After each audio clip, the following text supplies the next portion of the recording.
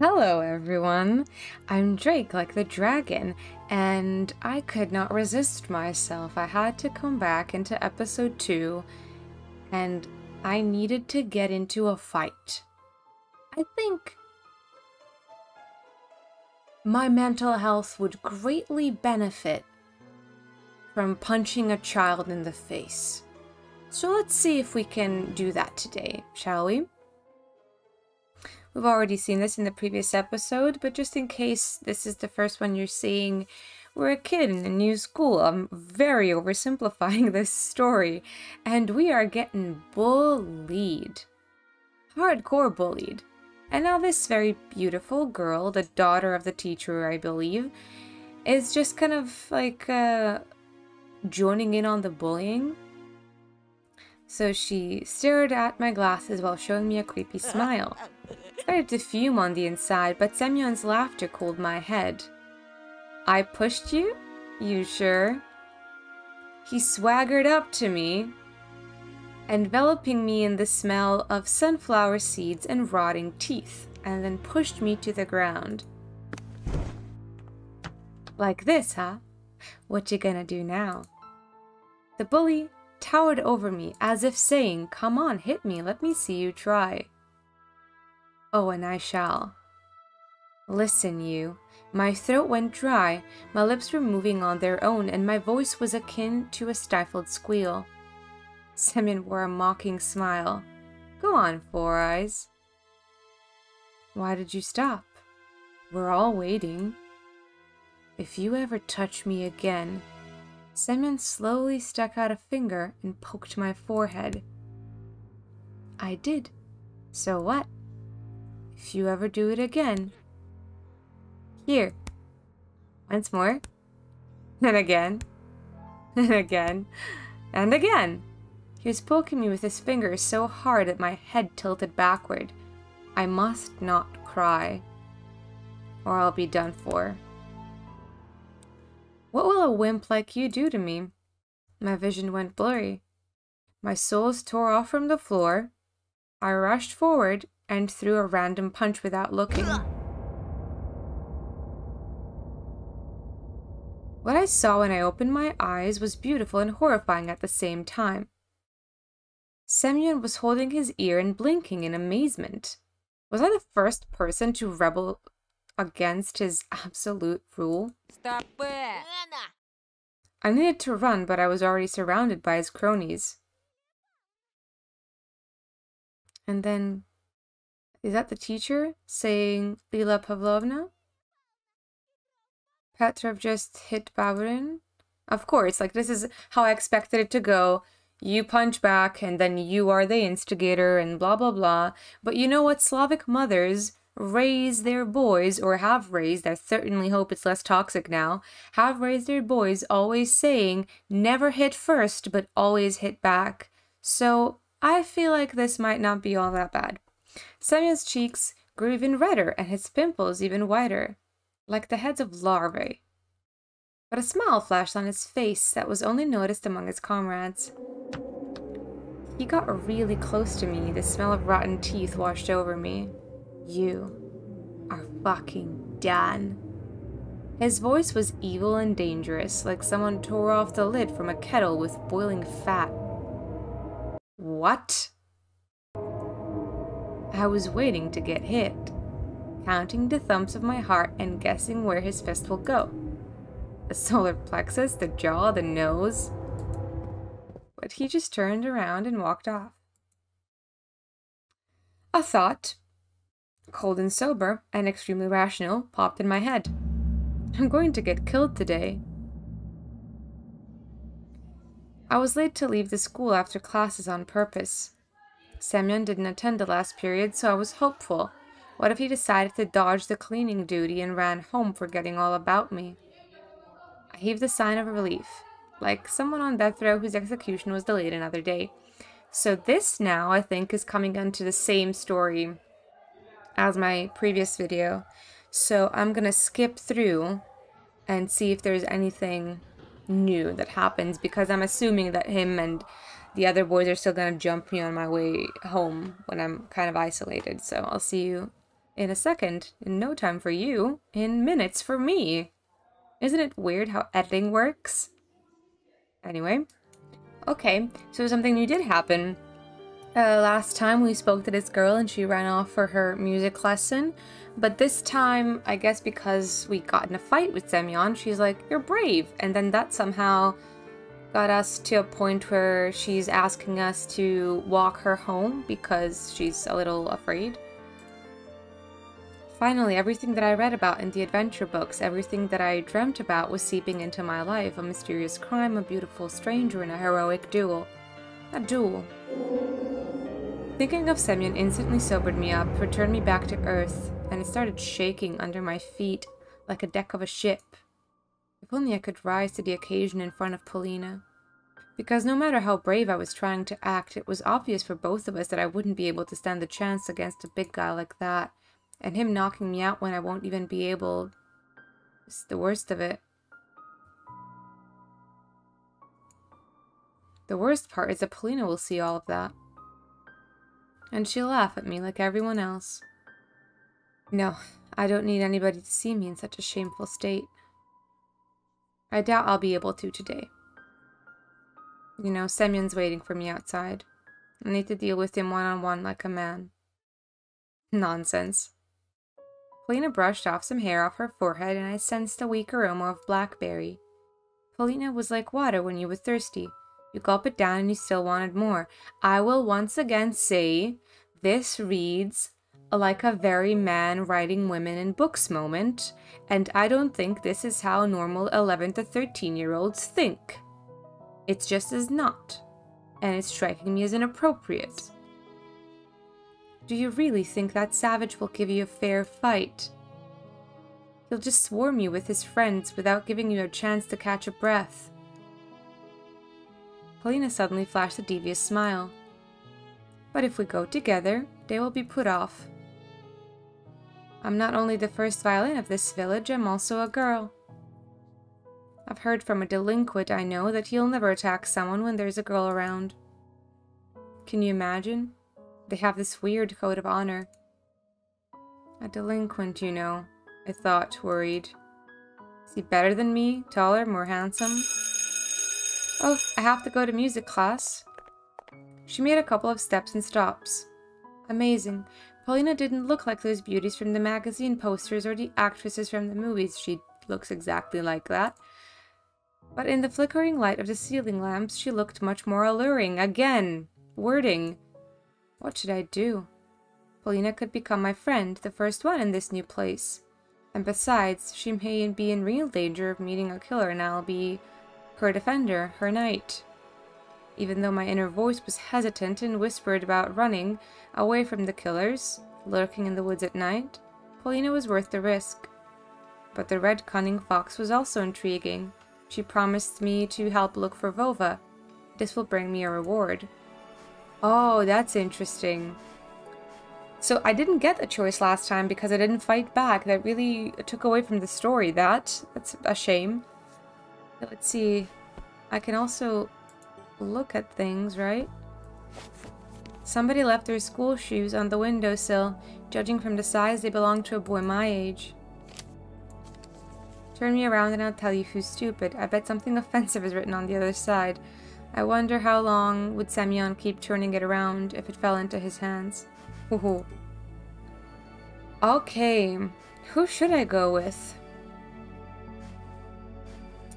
I don't know. See, like, Polina is the obvious, like, nice choice, but Elisa is the very intriguing choice. And obviously I go back and replay it to see the other options. So I think I'm gonna go with Polina just to try to normalize this child's life for about a moment. Got tired of waiting? I was so deep in thought that I didn't hear the approaching footsteps. After bathing in music, Polina felt even more magical. Oh no, not really. I just was thinking about my comic. For some unknown reason, I lied. You draw comics? Yeah, well, I mean, I want to draw one. Oh. And what will it be about? But the most charming and kind girl that plays a violin who somehow happened to be in this house of horror. About a fox. Oh, I mean, about talking animals who help children who got lost to return home from the woods. And then they dance in the night. Wow, sounds interesting. Did you come up with it yourself? I lowered my gaze. I got inspiration from looking out the window. Yeah. Achievement unlocked, nightly vows. We descended on to the first floor. I opened the door in front of Paulina. Dad told me how essential it is to be a gentleman. So you're an artist, huh? I had a hunch you were different. Special. Are you joking? Me? I'm absolutely average. Semyon is the average one. An average idiot. And you carry something kind of fluffy inside. Something barked near my leg when we were crossing the schoolyard, interrupting Paulina. Eek. Don't worry, it's just Julka. I stood on one knee and rubbed a barking dog behind the ear. It was frantically wagging its tail like it was some sort of propeller. I looked around the yard trying to find Elisa, but the fox girl was nowhere to be found, neither in the yard nor on the road. Leave it be. It's a stray, you know. What if it has pests? No, this one has an owner, I think. Paulina looked at the playful dog with disgust, covering her mouth with a handkerchief. Do you have any food on you? I think I have something left. We'll feed it and go, alright? She took out a sandwich out of her bag and threw it to Julka. The little dog rushed to her banquet, swept away the bread with her nose and started eating the bologna. What a picky eater. Come on, eat everything. Paulina tugged on my sleeve, egging me on. Hey, what's wrong? She replied with the laughter. The violin girl had literally dragged me out of the school gate, stifling laughs into a fist. That was fucking weird. Who just starts laughing like that? I turned around. Julka followed us with sad eyes as we were leaving.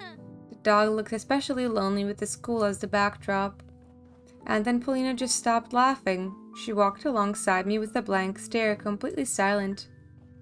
Don't spread pests. Her remark turned out pretty harsh. Was it really the stray's fault she had to live in the street? They always attack people later. A pack of these almost killed my grandpa last winter. That's horrible. He's paralyzed now. He will never be able to walk again. I remember the scary pack of dogs that was chasing me just a while ago. I'm sorry. It's okay. Paulina showed me another enchanting smile, her eyes half closed. What matters is we understand each other now. I forgot all about Julka after she said that. Some third graders were throwing snowballs at each other and singing, 3, 4, 5, the owl will arrive. The owl? Oh yeah. An image of my sister sitting near the window, bored, looking for me in the twilight flashed before my eyes. Promised myself that I will go home as soon as I escort Paulina. What's this song the kids are singing? It's the second time I hear it today. We were walking down the main street. Somewhere near, a tractor was grumbling, clearing the snowdrifts. Ravens flew across the ashen sky. A flock of blackbirds circled above us like scary crosses that ran away from graves. The owl one? Just a local nursery rhyme. Grandpa used to sing it to me when I was little. He's very knowledgeable about local history and folklore. And what does that rhyme sound like? Listen. She started walking backwards, facing me and smiling. 1, 2, time to play with you. 3, 4, 5, the owl will arrive. 6 on the end, the wolf's gray fur will stand. Sorry, I lost rhythm. 7, 8, stomp your hooves and wait.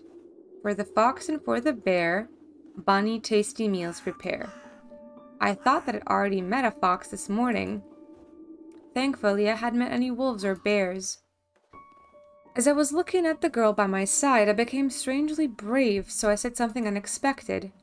"You have a beautiful voice." Paulina adjusted her hair, slightly embarrassed. "Thanks." "And is that the end of the rhyme?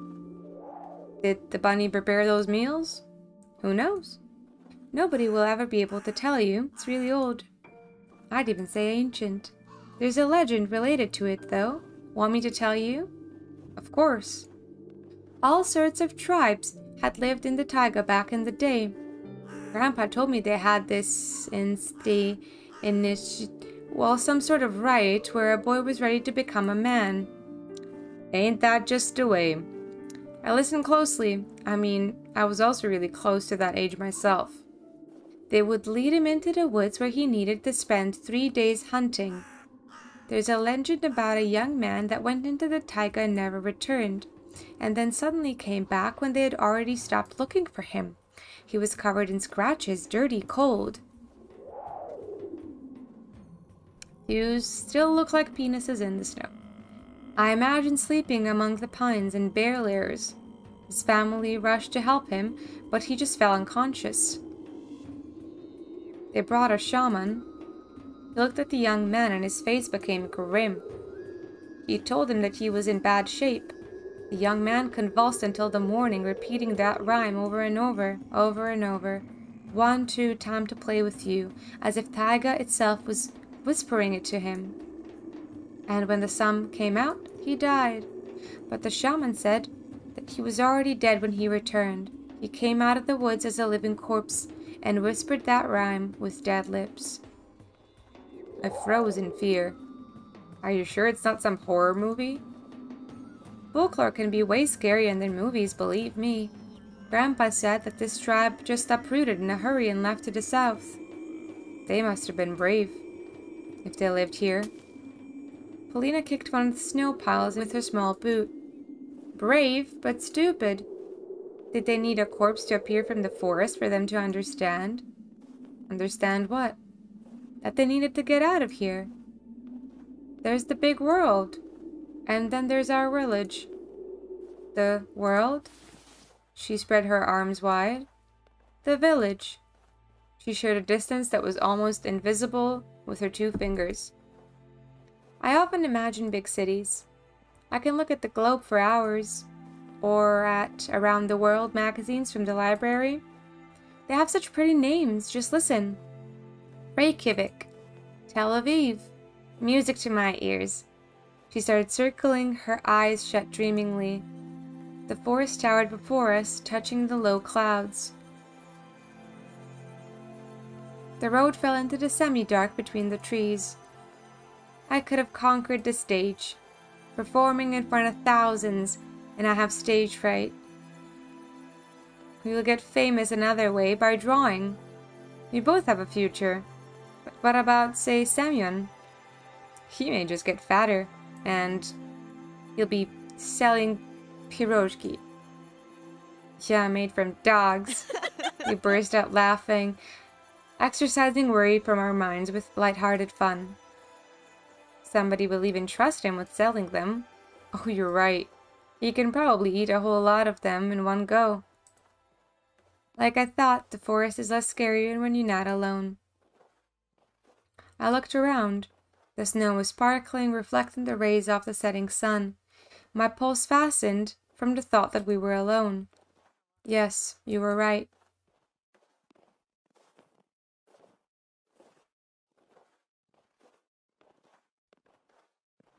Oh, there's that dude smoking again. He was in front of the school. Why is it getting so choppy all of a sudden? Paulina rushed through the fire break. Don't fall behind. I never fall behind. You know, the way you speak, just like a hero from adventure books. Was she complimenting or mocking me?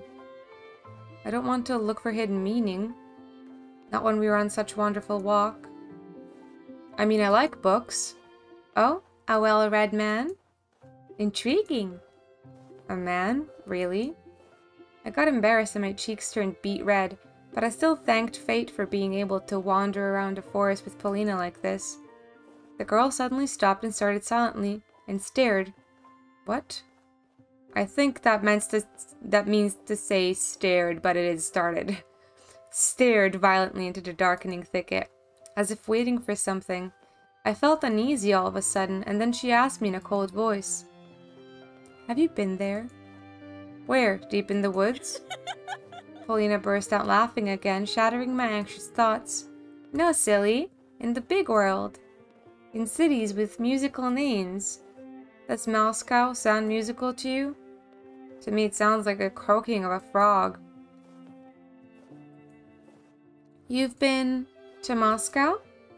"Yeah, when I was little." Paulina's eyes started sparkling. "What's it like?" "Well, it's beautiful. Noisy. Neon lights everywhere." Neon lights. It felt like she was savoring those words. "Have you been to the Red Square?" "Of course. It's so bumpy." "We've been to wherever these places are." "I love the metro the most. It smelled like... Like what?" She ran up to me, grabbed me by the sleeve, and stared into my eyes with clear interest. "I can't describe it." "And can you draw it?" "What, a smell?" "Great musicians can play smells." "You're lying." "I'll give you the cassettes later." She started twirling in the falling snow again. "I'll definitely go to Moscow. But first, to Vienna. It's my dream. The capital of music. Mozart, Beethoven, Strauss, Philharmonic Orchestra, National Opera. I'll be performing and you drawing." Her enthusiasm spread to me. I wanted to do something right this moment. "And where do you want to go?" I sighed and confessed. "To Disneyland." I remembered the Finest Hour show again. Oya preferred Call of the Jungle, but I spent my Mondays in front of the TV. Colorful tables with numbers on signs and charming Mr. Suponev on the wheel. And the prizes! Chocolate eggs, video equipment, and the most exciting one, a trip to Disneyland for the winner. My parents promised to take me there, to the land of the mouse, and I believed them at first. Well, maybe they also believed it back then. Now they just reply with silence every time I ask about it, and it saddens me to no end. I have just 3 words on my mind in these moments. But you promised. Paulina seemingly read my mind. Getting there is easier than we think. Everybody has the power to mold their own fate. She picked up 2 handfuls of snow, and then, as if she forgot about everything, showed me a sly smile. "Want to make a snowman?" "Sure. When I get back home, I'll make a snowman for Oля too. She'll be so happy. But for now..." Aw, that's cute. We were almost done with the first ball, rolling it shoulder to shoulder. Paulina was laughing. That laugh is frightening. Jesus, that was very loud in my ear. Locks of her hair fell on her lively face. She was so cute when she blew them away. "Ha ha ha ha! Why is your ball so small, Anton?" "Because the other hasn't dropped yet, Paulina. It'll only work as a head." "Make it bigger." "Don't be lazy." I couldn't remember the last time I had so much fun. Paulina swept her now crimson lips. "Do you ever wish to go on another planet?" Something flashed in her eyes when she said that. I couldn't really put my finger on what it was. To another universe, even. Paulina sighed in what felt like relief. "Then you should understand me." Our palms glided across the ball of snow, straightening up any bumps it had. An almost ideal white ball rose up from the middle of the clearing. Then another one popped up. We lifted up from 2 sides and placed it on the one that served as a foundation. Finally, Paulina helped a 3rd ball to get up on the other 2. Getting the head to the right place is what I do best. Oh, yikes. I'm sorry. I'm not trying to make this filthy. But then again, That is where my mind is going, so maybe I'm the problem. Do you, by any chance, have a carrot? Alas. There was no fear, no worry at this clearing. I became more daring, ran towards the thicket to crack a couple of branches.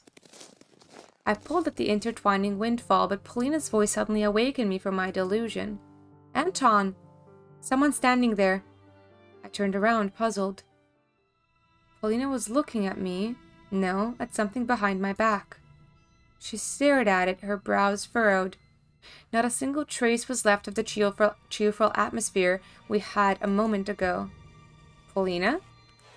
She slowly raised her hand and pointed at the darkness that was approaching the trees in the distance. Someone standing there. A crooked silhouette, see? Rubbing the pine with their huge hands. I turned around, directing my eyes where she was pointing to. The area around the dry raspberry bushes was empty. There's nothing there. It hid behind the tree. The collar of my coat felt suffocating. I pulled on it instinctively, felt a spasm in my stomach. I smiled weakly and asked, hoping for a good answer, "Is this a prank?" Polina seemingly lost all her word. She just continued staring deep into the endless forest. Bravery check, I thought, so I stepped towards the glossy black trunk, Polina's gaze pushing me in the back.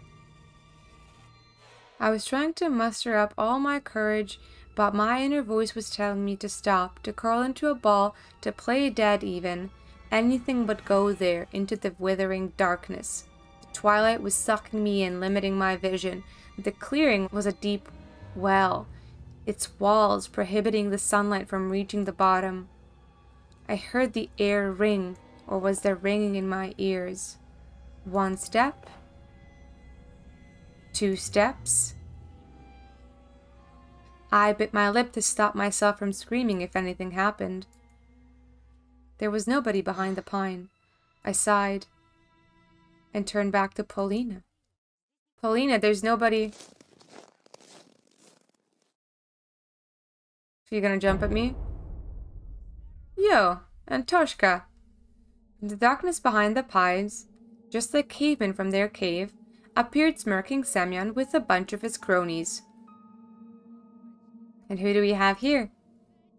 Check out this four-eyes freak, eh? Oi. Polina let out a shriek when the bastards shoved her away from me. Last time that we got to this point, without all the Polina bits in between, these boys be using some slurs, so if you see some black boxes in the bottom, it's me censoring them, and I will be ignoring them because I hate them and I don't want to say them. They surrounded me like a carnivorous pride, making me step back. Okay. Aww. Semyon's heavy leg blasted through the snowman's belly. The balls we rolled crumbled, became a mushy mess with a single broken branch poking out. Polina grasped angrily. I also felt the touch of a scalding hatred. The smell of sweat and tobacco attacked my nostrils. The inside of my mouth felt salty as if I'd licked a battery. Polina, don't be scared. I shuddered after hearing my own voice. It sounded unnatural, rough, and scary. Why should she be scared, huh? Worry about yourself. The fatso spit through the gap in his teeth and pushed me so hard I hit my back against a tree. Well? Pissed your pants, sucker? I heard Polina's angry voice from behind.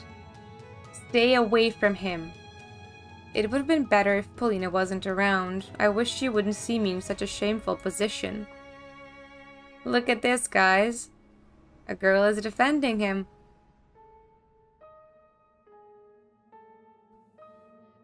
Tja, what a fucking wimp. You fucked with the wrong guy, transfer student. Semyon was moving towards me, readying his fist. And that moment, the other delinquent in track pants made a loud whistle, and the hulking boy lowered his hand. It was unexpected. Seems like Babadin wasn't the leader of this gang. In reality, they were all listening to the boy who was looking like a small carnivore with very strong and sharp teeth. They decided against hitting me. They probably wanted to humiliate me in front of the girl first. Damn it. And who's that? Another of your girlfriends? He has a fucking harem, eh? Only then I noticed Julka behind my legs, trembling from the cold, snow plastered all over its fur. Probably ran all the way from the schoolyard searching for our smell. The delinquent squatted in front of the dog and beckoned it with his hand. Oh my, come here, fly-ridden B-word. Technically is a bitch, still rude. The others let out nasty laughs. The dog's ears perked up, and she started carefully moving closer. Yeah, come here, I've got something for you. Whoa! The dog didn't even have a chance to sniff him when the animal abuser caught it by the ear and kicked it right under the tail so hard it flew to the nearest snow pile squealing. The whole gang burst out laughing and my heart got encrusted in ice. Even the birds that were perched up on the tree branches let out frightening cows.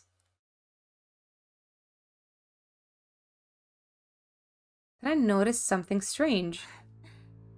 Paulina could hardly keep herself from smiling.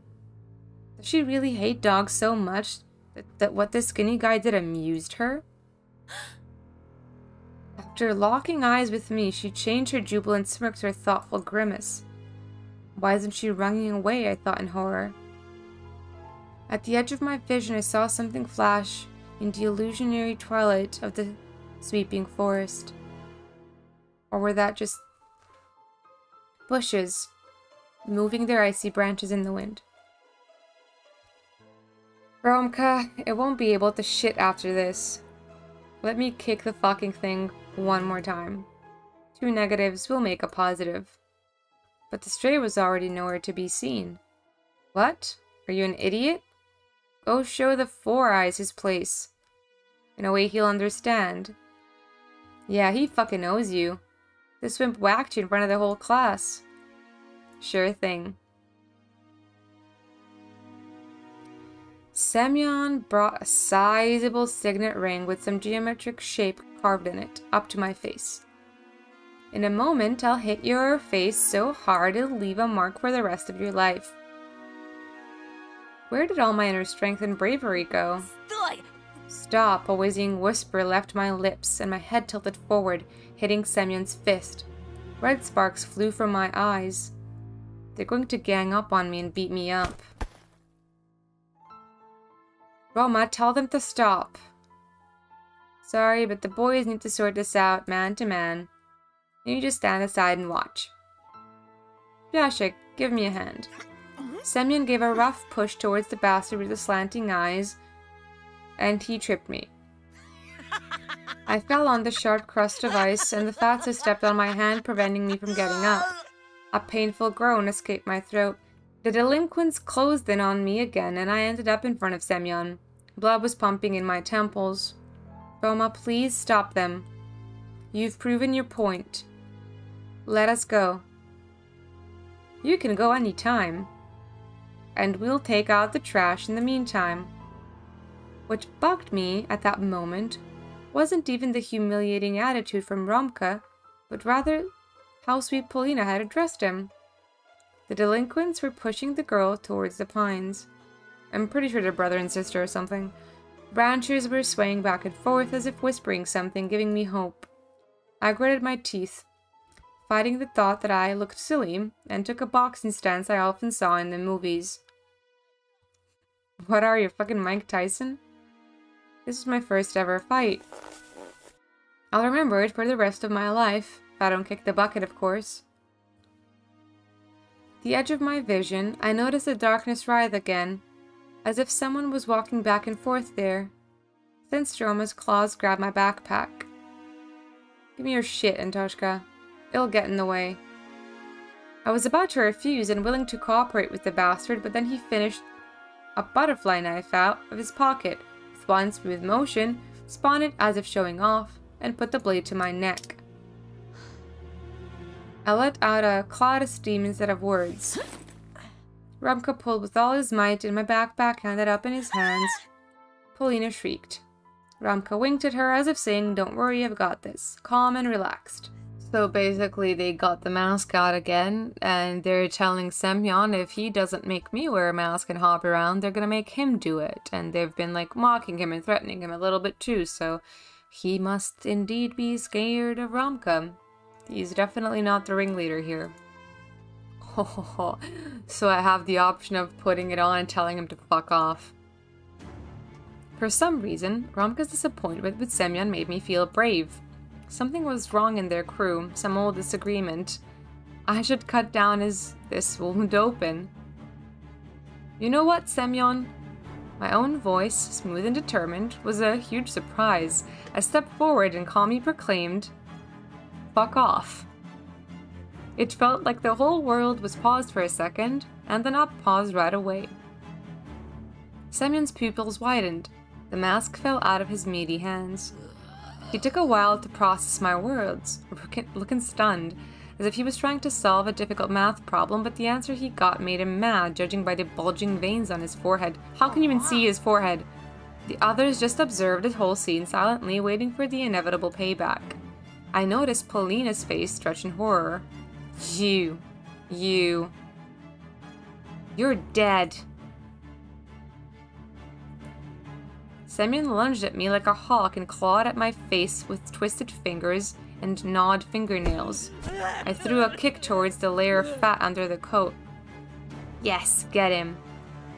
She is a sadist, dude. At the same moment, the world became fuzzy, the black trees and faces of my classmates blurred. My glasses. What, can't see anything without them, sucker? He threw up his hand that was holding my glasses towards the sky, so I couldn't top them. Give them back. Give it back, right? I was interrupted by a laden fist with a sharp signet that hit me in the brow, producing a cracking sound, throwing me to the frozen earth. A circle of blurry faces, dying from disgusting laughter, was mocking me, making me want to puke. As soon as I was able to catch my breath, a blurry figure rushed towards me. But instead of a new hit, I was offered an outreached hand. Immediately grabbed it, hoping it was Polina, but I soon realized how wrong I was. I felt the sting of dry blisters on the palm. It was Rumka. He helped me stand up. Can't see anything for real? His voice sounded compassionate, which surprised me. I squinted, trying to find Polina in the fog before my eyes. She was gathering my things and putting them back in my school bag. What about your hearing? Huh? He leaned in close and asked with a voice that was way less friendly. Can you hear me fine, Antoshka? Yeah. I blinked in bewilderment. Well then, listen closely. He brushed off my coat, and then hit me in the jaw with all his might. Ooh, that was a cool animation. My jaw clicked. My tongue was between my teeth at that moment. I would not only be blind, but I would also talk worse than Vyasha. I staggered. The world around me spun like a peg top again. Rumka held me by the elbow, preventing me from falling over. Anton! Vyasha locked her in his arms, preventing her from running to my side. Consider this a warning. If I ever see you anywhere near Polina, even a meter close, I won't let it slide. Got it? Yeah. Ooh, his fist landed on my temple. The world turned upside down. It felt like I was falling into the sky, the color of decaying meat. Grabbed the roots to stop myself from tumbling more. My consciousness was drifting on top of the abyss, gliding to its depths like a deflated balloon. I tried to get up. Blurry silhouette that probably belonged to Polina was fighting back, but two others held her by the hands and dragged her away. We'll take you home. Don't be scared, eh? Yeah, who knows what kind of psycho is from this forest. And Tasha, here, should rest for a bit. Polina? Rumka's boot met with my face. This is like a savage beating.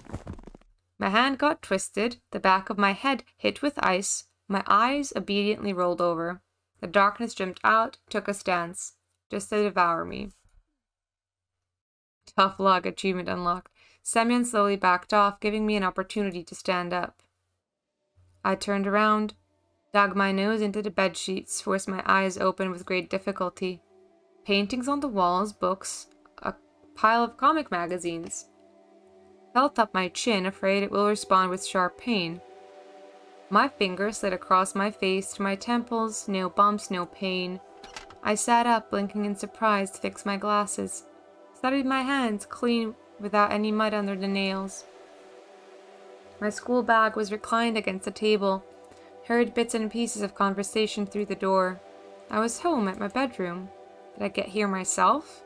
What about the glasses? Did Semyon return them? Polina, maybe? Or an unknown friend? I decided to leave that question for later and looked out the window. The forest had many secrets in it, and wasn't in any hurry to reveal them to me. The clock on the nightstand showed 10 a.m. The sun was already above the field, and it didn't bring any warmth.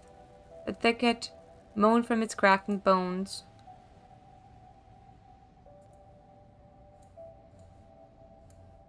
Can't look at anything.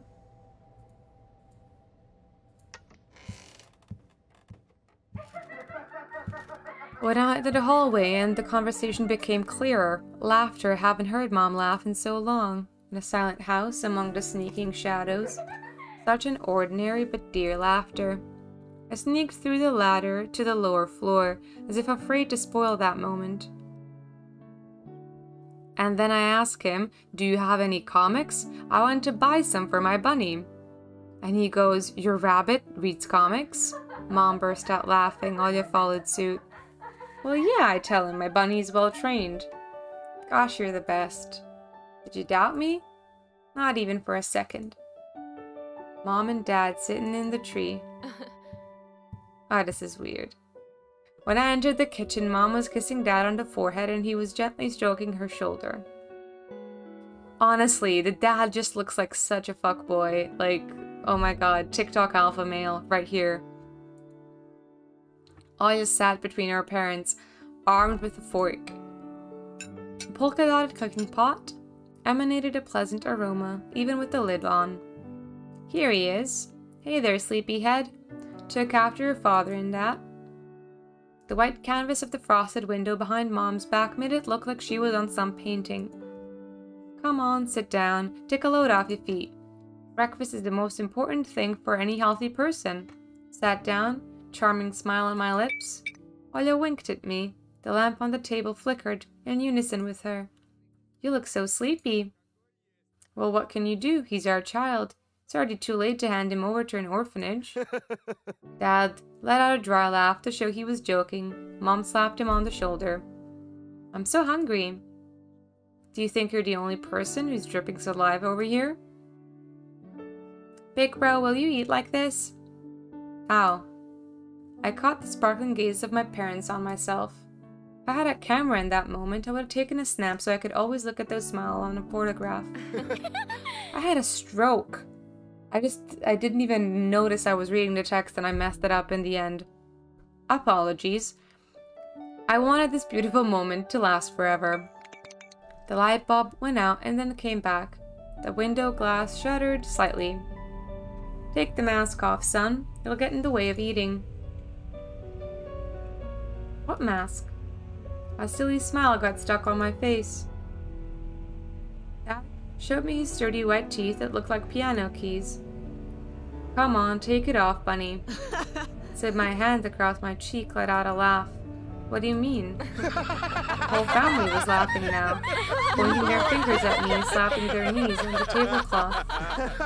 Dad wiped his wet eyes with his knuckles. "Well, good job making us laugh, son. Now take off your mask, please." Touched my face again, my skin went numb. But I'm not wearing a mask.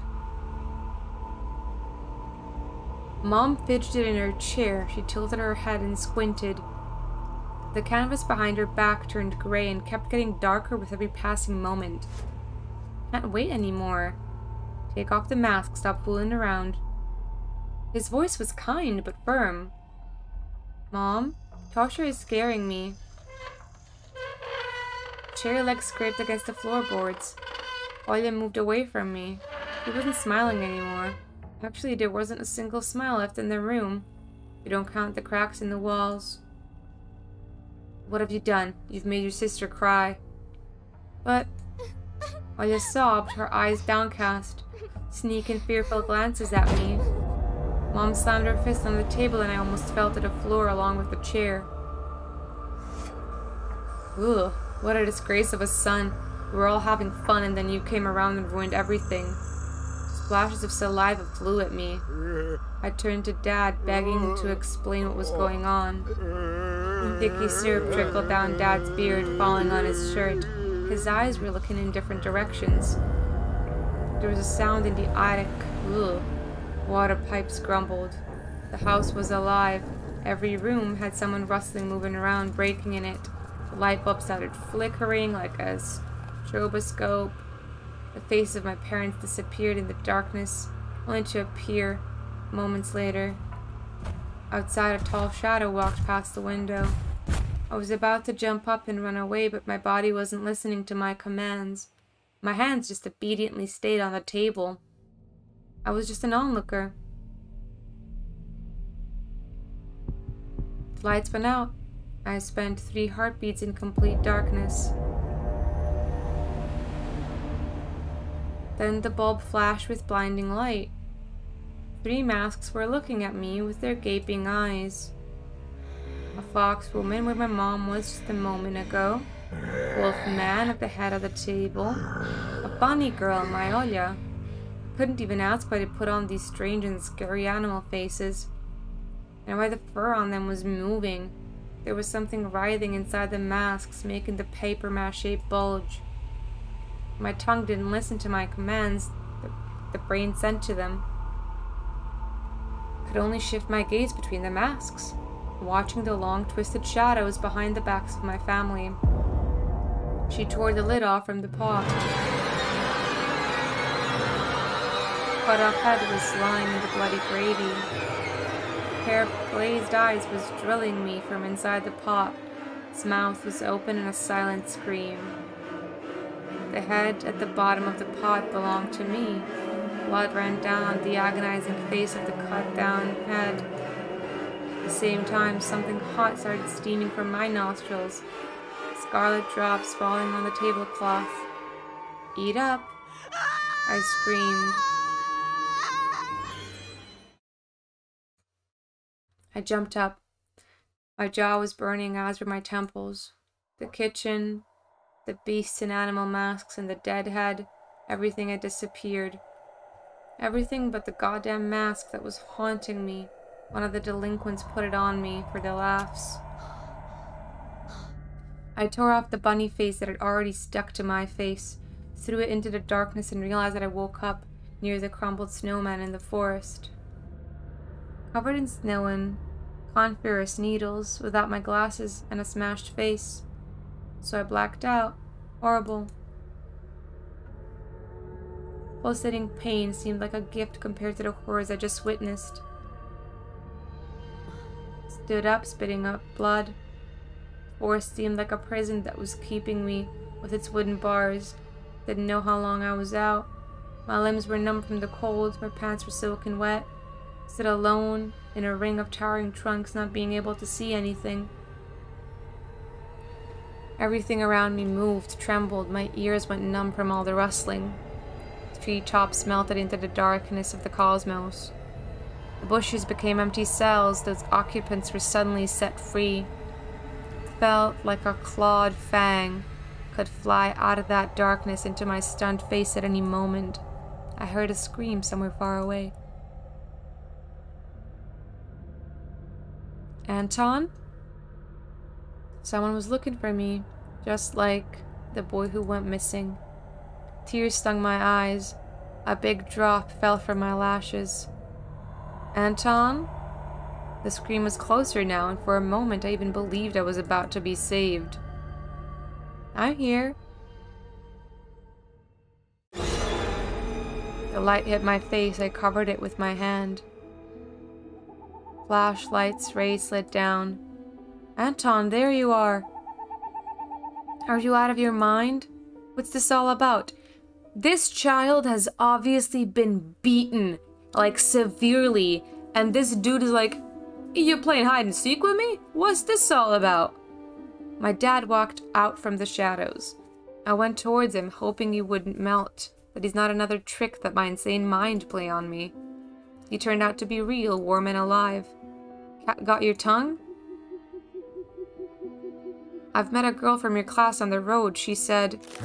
Branches cracked in the distance. I pressed myself into my father's chest, engulfed by fear, and he started looking around, alerted, and spoke in a tone of voice that was much more nervous. Okay, let's get out of here. If your mother learns of this, she'll be so mad at us we'll never forget this day.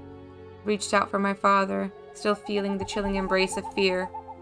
I grabbed his firm hand, felt his quick pulse with my fingertips, then stood up and wobbled along behind my father, following his barely discernible footprints.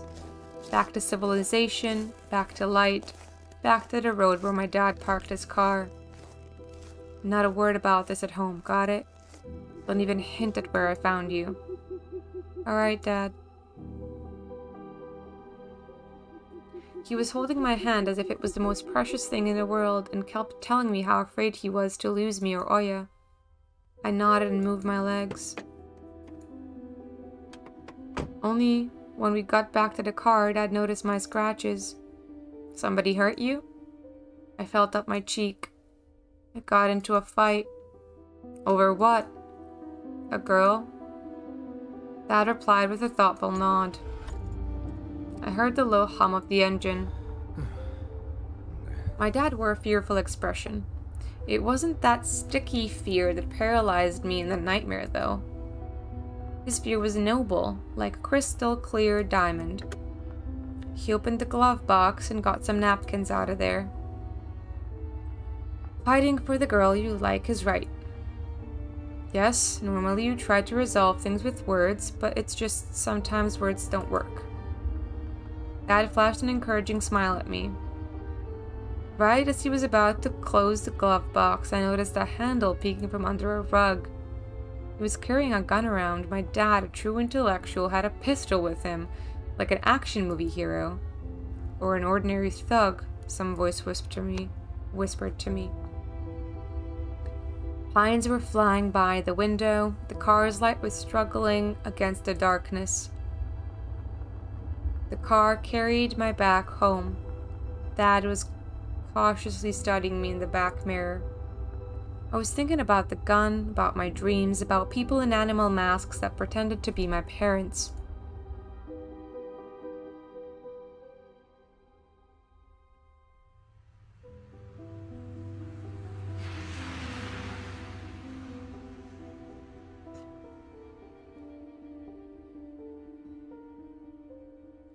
And the white snowflakes just kept dancing in the starry sky.